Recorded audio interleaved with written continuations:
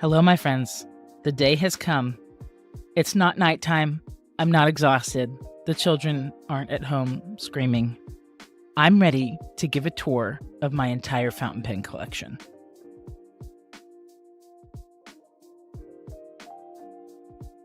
Now, mood is very important for this. So we're going to start with a fun candle. And you get to see the weird little hook hand I do to get it all the way to the bottom. Second try. I should just get longer matches. Honestly, I just keep forgetting. So we're about to see a lot of pens. And your first question might be, why do you need that many pens? And I just want to be the first to say, I really don't. I do not need this many pens. But once I stumbled upon the Reddit thread of urban sketching, and everybody started sharing their cool pens. And then they shared the cool ink. And then I found the fountain pen Reddit. And then I found all the blogs and podcasts and YouTubes. Here we are. This is what happens. So you're going to see an excess of pens that no human being needs. But first, maybe I'll walk you through what I do with the pens so that you don't judge me too harshly. If you're into pens, eventually you get into paper because pens perform differently on different kinds of paper. So I would say that my fountain pen journey really began with the Hobonichi. Now you're going to notice this is the 2023. I don't like the new paper, so I just bought 10 of the old ones and I'm redating it. But I immediately began drawing more, sketching more, journaling more, and it just became a really fun way to hang out and spend my day. And of course, this is the inspiration for the Unlurk Your Journal program that I do on Slack. So this journal is really more about family life, what I'm feeling, what I'm thinking, trying to keep memories because my memory hasn't been too great for different reasons. And it's just a really wonderful way to spend time each day, sometimes catching up on the weekend.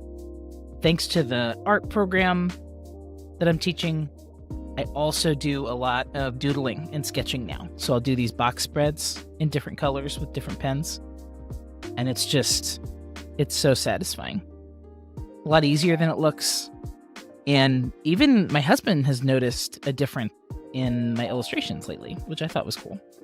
Because to me, it's about playing with color, playing with patterns, and hopefully I bet I'll fill up this book pretty soon.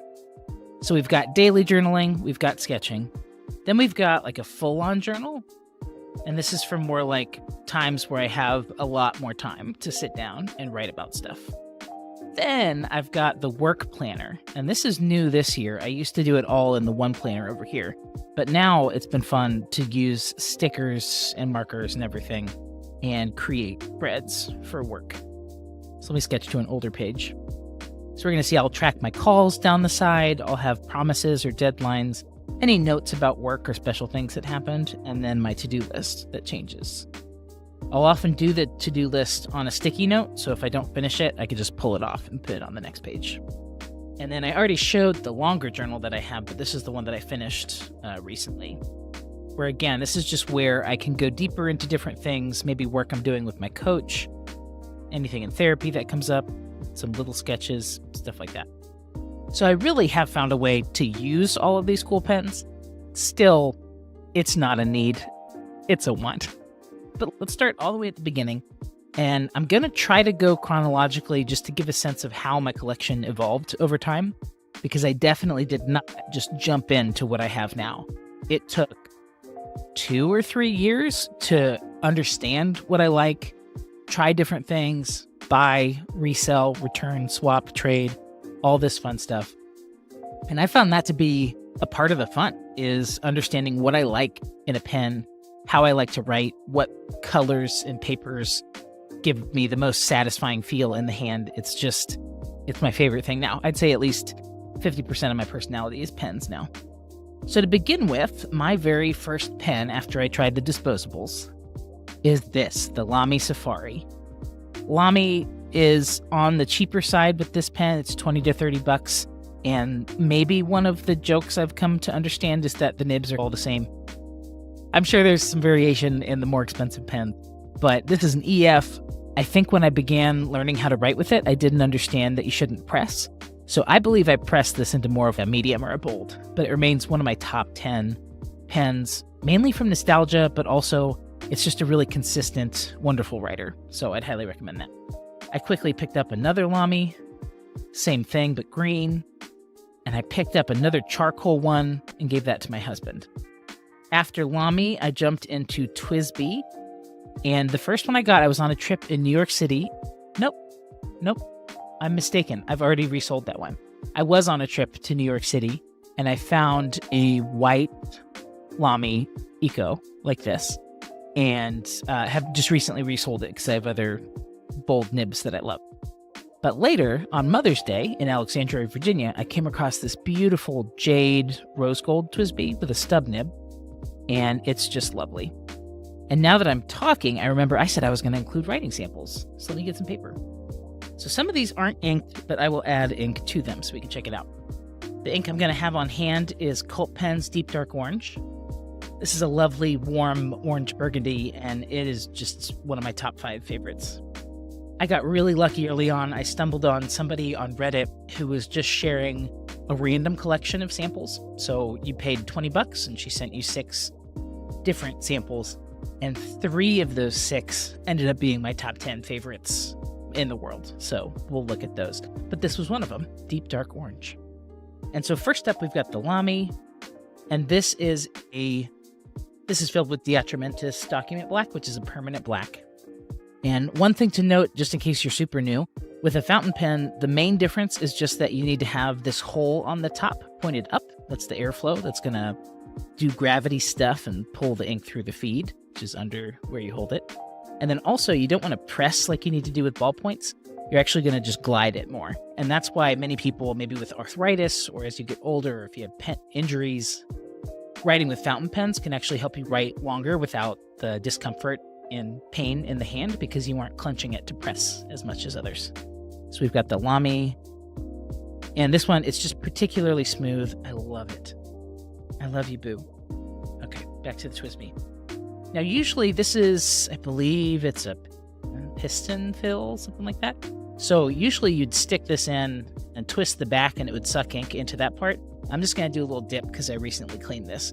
I don't have to do it again. So I'm just going to dip it like a quill. You just do a little bit to get it on there. And we're going to write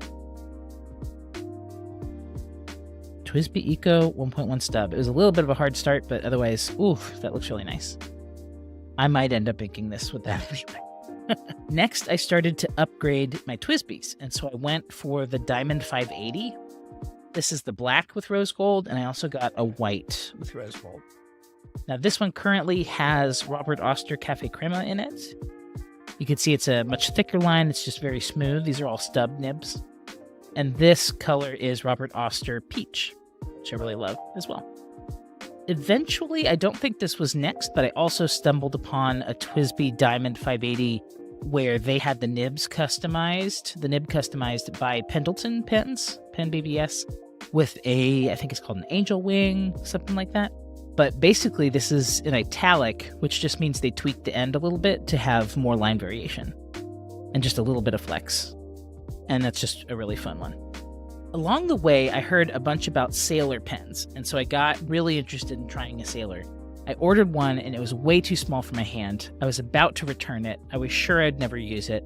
And someone in the Slack group, who is so smart, saved my life when he said, at least try the nib. Before you return it, just do a quick dip and nib test. And that is what introduced me to the world of Sailor. And so I would say, between Pilot and Sailor, I'm just a really traditional gal. I started with this one, got the 1911L. This is white with gold trim, and I really like mediums. And this one has a deep dark orange in it. I have only put deep dark orange in this because it's the pen's soulmate. That's all I know. Then I came across this, which is a 1911L Stormy Seas. It's just a really unique color, and nib is gorgeous. And it's also a medium, but you can see a lot of variation in how they write. And I wish I could help you feel how this feels when you write with it, because the thing sailors are known for is a little bit of feedback, which is like when you write with a pencil or a mechanical pencil, how it grips the page just a little bit in this most satisfying way. It's just really wonderful. Moving up in Sailors, there is a range of pens called the King of Pen, and I saw one of these on a great deal on Reddit. And even though it wasn't really my color, and this is a Stationery Station exclusive, which I didn't know what that was at the time, but now I do. I really wanted to try this. And I'm so glad I did, because this is, again, one of my top 5. And again, it's hard to explain. It's just this perfect amount of feedback. This nib is particularly bouncy, and it feels like it's flexing, but it's not really. It's so satisfying. Later, I did a lot of trades and sales and such, and I ended up with another KOP, but it was a teal demonstrator. It didn't really suit me, so I actually traded that for this one, which is Winter Sky. But it's, again, this KOP. And these are probably my top tier pens, aside from the Stylus Suites I'll show you in a second. And this little drawer comes from a Toyuka Craft box that I got secondhand, and I can show that towards the end. As I explored, I started to get interested in different pens, which is to say pens that are more sparkly. This is the Bennu Euphoria Matcha in a medium. Every time I pick it up, I fall in love all over again. And in this one, I have the ink that probably needs to be refilled. Yeah. I have Sailor Raikucha in it, which is another one of my top 5 favorite inks. Yep, need to refill that.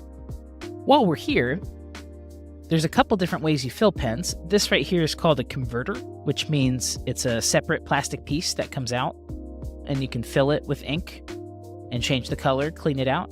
There's also cartridges, similar to what we see in other regular pens, and you would fill those with what looks like drug paraphernalia, but it's actually a syringe that you would suck up the ink, put it in the thing, and then go and rinse that out. Again, this is all stuff that built on itself as I went. I did not just jump into this. I got really easy, low-maintenance pens. Then I started experimenting and growing. Then I got the syringe. Then I got all these other things. Along the way, I've tried some different pens, like Shown Designs. I ended up reselling that one. Pelican, I ended up reselling that. I just couldn't get into it. And again, that's the cool part, is you'll just have these different preferences throughout all the things you use.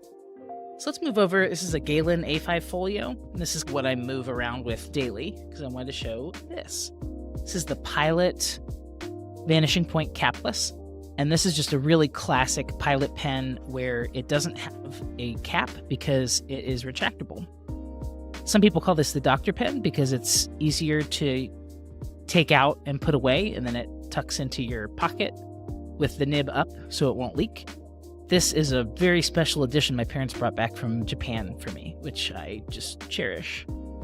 And apparently I need to refill because everything is low. Been doing a lot of writing. Yep, sorry, that is very dry. I'm gonna go ahead and leave out the ones that need to be refilled. So let's get a different capless. I started collecting Pilot capless because I love it so much. Here's the matte black. I ended up collecting 3 of these, but I've sold and given away 1.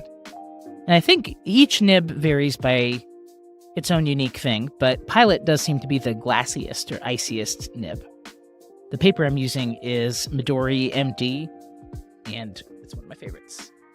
Using Pilot brought me into the world of other Pilots. I had a 743 with a Falcon nib, which is like a flex nib, but it really didn't suit me, so I traded for this, which is a Pilot 823 in a medium.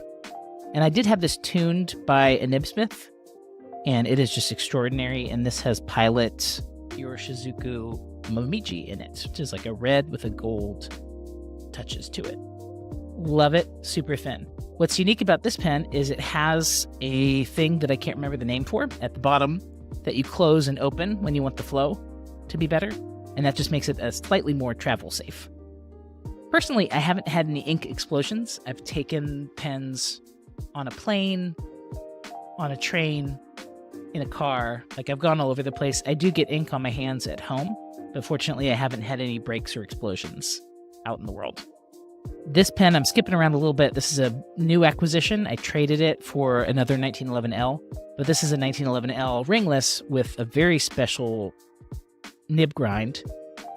It started with a zoom nib, which is really wide and flat, and then they had it ground to a naginata, which I think I'm saying correctly, which just means it's very wide. And I find this one to be like I'm writing with a Sharpie marker in just the best way. And I filled it with another ink from that original set that just magically had all my favorites in it, which is Troublemaker Milky Ocean. Before I get to my true favorites, I did have a little stopover in Flex Nib Town.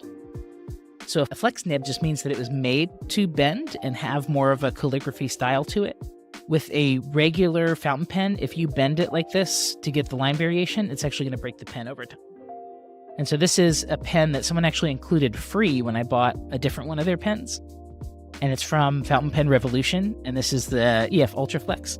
And this is the kind of pen where you can get line variation from whatever you're doing. And I've practiced to use it beautifully. But you can see the line variation means when you don't have any pressure, it's a very thin line, and when you do add pressure, it's a very thick line. And that is just what makes things so fun. So I'll use this a lot for different headers or for labeling packages and stuff like that. This ink is also Diatramentis Document Black. Eventually, I got the same pen in just a couple different colors so I could have more fun and keep different pens inked up. So this is Iroshizuku Kozumozu, which was just discontinued, which is a heartbreak. And then I also got a VP with a special nib in it that is an italic. An italic just means it has maybe sharper edges, and you can see, again, a little line variation. So I can go very thin or very wide, depending on how I hold the pen. But ultimately, what happened is the 1st of August, I was struck in love, and I met Les at Stylus Sweet Pens at the Washington, D.C. Fountain Pen Show. Someone from the Slack group turned me on to this, and then I went and sat at the table, and I fell in love 2 times over. So this is a Flex Nib that's Opus 88, and it does a very similar thing to the 2 Flex Nibs I just showed you, but the feel in the hand is just so tight, and it's just glorious. I could fall asleep with this pen. It makes me so happy. And right now I have, when I first got it, it had this beautiful blue ink in it, and I recently put Sailor Raikucha in it. This is a similar nib and pen, but it's a stub italic, which, again, the combination, it's just the best thing I've ever had. And this is Edison Penco. And the ink in here is Dominant Industries Savor It, which I also got at the pen show. You can see it skipped on the paper a little bit there. And this one, again, is just very much like a Sharpie. This is what I'll use for anything epic that I want to write, like a quote in my journal or stuff like that. Actually, let me keep going, because even when you write normally, I'll use this for journaling long form because it's just such a pleasure to write with. And what I love about it, it's just the rhythm that you get to write with, and the variation that comes up ends up being so satisfying and memorable, and it's just lovely. So I'll write, large pieces like that, but I'll also just do like that, and it's a lot of satisfaction throughout the day. I'm looking around because I thought, so I have one more. This is a Skadzi with micarta materials with a bold nib, and I just inked this up with platinum lavender black, and I like it a lot. I particularly love just the larger body on this. It feels a lot like a KOP, King of Pen. Now, I thought for sure I had a lot more pens, but I have been gifting and reselling a lot of mine. Because as I figure out what I love, I think keeping the collection under 20 feels really good. So the way I carry things around, I'll keep 6 in this folio, and that's like my daily drivers. This is a Galen leather 10 pen case where I'll keep things that are inked. And then this is another Galen 10 pen that I just love it. And so I've had it around. But I would keep things that are waiting to sell or perhaps inked. Sometimes I'll organize them into categories. On my desk, I'll also sit with this out. And this is just like a tray that keeps the pens in a great place. I cannot believe I was about to forget my actual all-time favorite pen. And I forgot because it was up here in the holder. So this is a Pilot Elite E95S, and it's a vintage one from 1970. I saw a picture of this on Reddit and just scoured the earth until I found one. And then I had to send it away to the nibsmith to get it fixed because the nib was wiggly in there, but he reset it. And this is a fine. And this is the one, it is the iciest thing in the world. And this one is quite a thin pen. I use it a lot for sketching, and if I could only have one, I think it would be this. And I also really appreciate that it's metal and already really scratched, so I don't have any reservations about throwing it in a bag or my pocket and just going on the go. And it's such a fine line that I find I can use it on lower quality paper, whereas some pens, if you try to use it on printer paper or something in a regular notebook, it'll just bleed and feather really badly. With that pen, I seem to be able to get away with it. And then one more thing, maybe just my collection of how I store things. I recently got this beautiful little bowl at a Japan importer shop. And it's just beautiful. And then this is a Toyuka Craft box. I'm going to turn it a little bit without destroying everything. And it holds 8 pens, and this is where I'll put things that are inked and just ready to be in my rotation.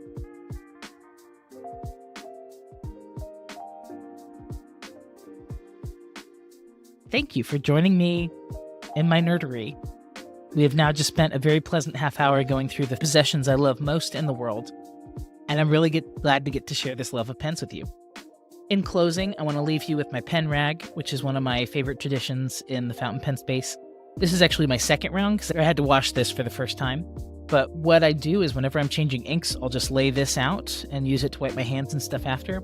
And I've just found after a year or so, it ends up being such a beautiful mix of colors and everything. I know some people in the space will use a napkin and then frame that when they're done, stuff like that. It's just really nice to have these physical, simple traditions that are just really pleasurable in my office. So thank you for joining me, and I'd love to hear which pen really jumped out at you most.